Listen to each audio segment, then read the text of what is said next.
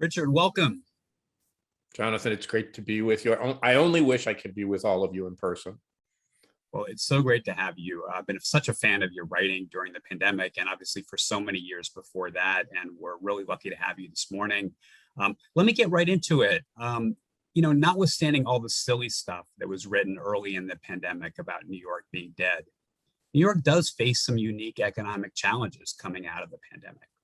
A number of urban experts believe that the rise of remote work will negatively impact superstar cities like New York. Indeed, you've noted that these trends could benefit smaller, more affordable metro areas like Miami, Austin, and Nashville, and also rural Zoom towns in the Hudson Valley. You've also smartly noted that the movement out of offices creates even more problems for those working in lower wage services sectors in central business districts, in restaurants, cafes, bars, and retail shops.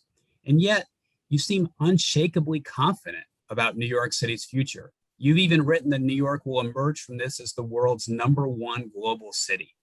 What makes you so optimistic about the city's ability to respond to this crisis? Well, I think, Jonathan, and everyone, to be honest, I'm a kid from Newark and, born in 1957. So I've been to this dance before.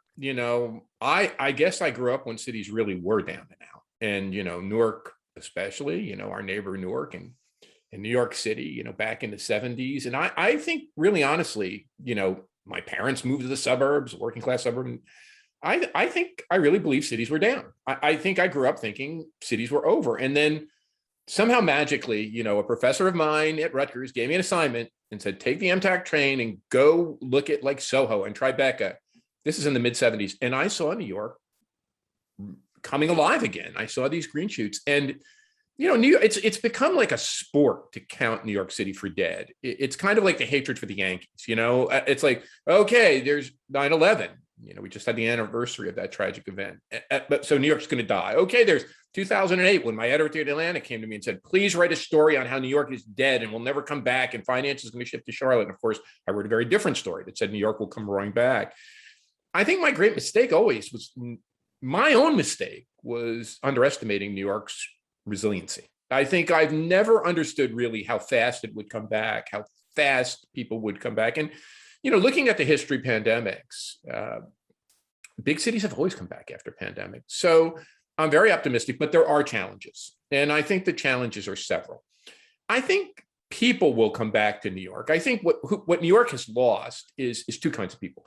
People who really rich people who wanted to hang out in New York and have a pied-a-terre in kind of a gated tower community and didn't really belong in the city, and they left with taking tax revenue with them. The second kind of people it lost is people it's always lost, is people with families who, for one reason or another, either can't afford to be there, don't want to be there, think it's too stressful. And I think those family formation moves really got accelerated. And then add to that the fact that New York is probably the biggest college town in the world. And all the college kids left during the pandemic to go home to live with mom and dad, but now they're coming back. So I think New York will be better. I think it will become a better residential place. It may become slightly more affordable as pressures off the real estate market. I think the big issue you mentioned is remote work. And I think that the central business districts, in New York's case, at least two, downtown and midtown, and there are probably some other satellite districts. If we believe the data that remote work is going to take up 20% of working days, and we're going to see some decline in demand for office space, 5, 10 or more percent. Yeah, but I think, I wrote this piece for City Lab called The Death and Life for the Central Business District, playing off Jane Jacobs' great book title. Look, New York came back after deindustrialization, which was a much more sweeping threat. And those old industrial zones were rebuilt and revitalized and some of the buildings reused. I think that's what happens here. And I think we always mistook cities as either providing containers for living, containers for sleeping, or just containers for working called offices. I think the real function of cities is connective fiber. That's what it's the ability, and no place. This is why there is no place in the world, Miami, Las Vegas, London, Hong Kong, Paris, that can duplicate New York's ability to bring people not only from the city and the metro, but with its hotel infrastructure and restaurant infrastructure and meeting space infrastructure. It is the best place in the world to come together and gather together and build teams and build connective fiber. And I think that gets stronger. I don't see another real global competitor. I think London has big challenges of its own, not only from the pandemic, but with Brexit, its own divisions, EU. Hong Kong, I think, is in, because of China, in a terrible spot. So the big three, New York looks the best of the big three. The only thing I would add to that, which you said in your question, we have all been able to adjust to this, professional and knowledge workers, by doing this. We can work, if we can't meet together, I wish I was with you, we could come on Zoom or Teams or whatever the heck we use.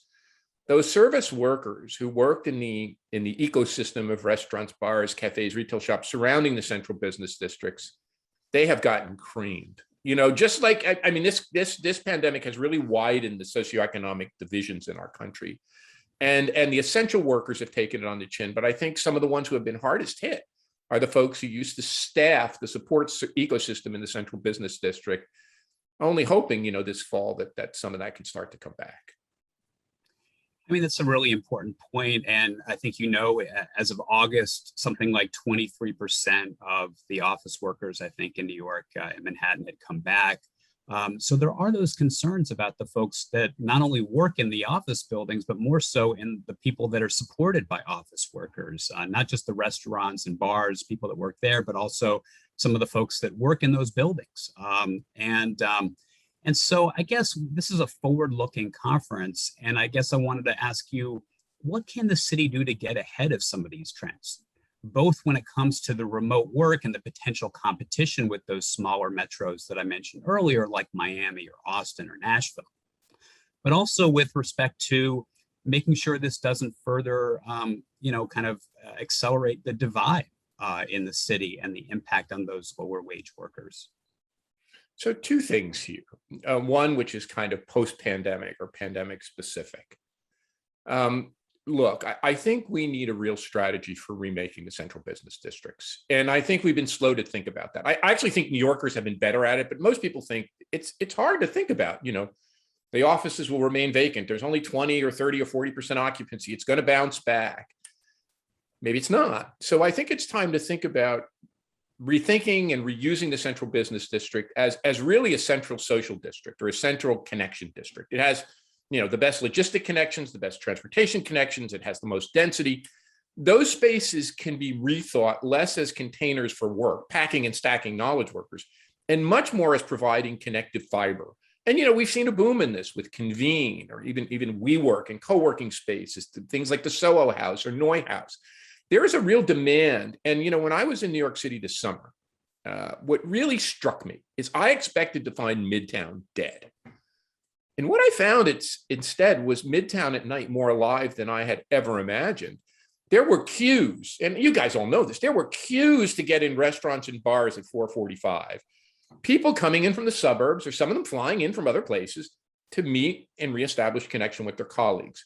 I think that's what New York central business districts become. And in a way, I hate to say take a page from Las Vegas or Miami, but in a sense, New York can become a place where companies and talent meets on a global basis.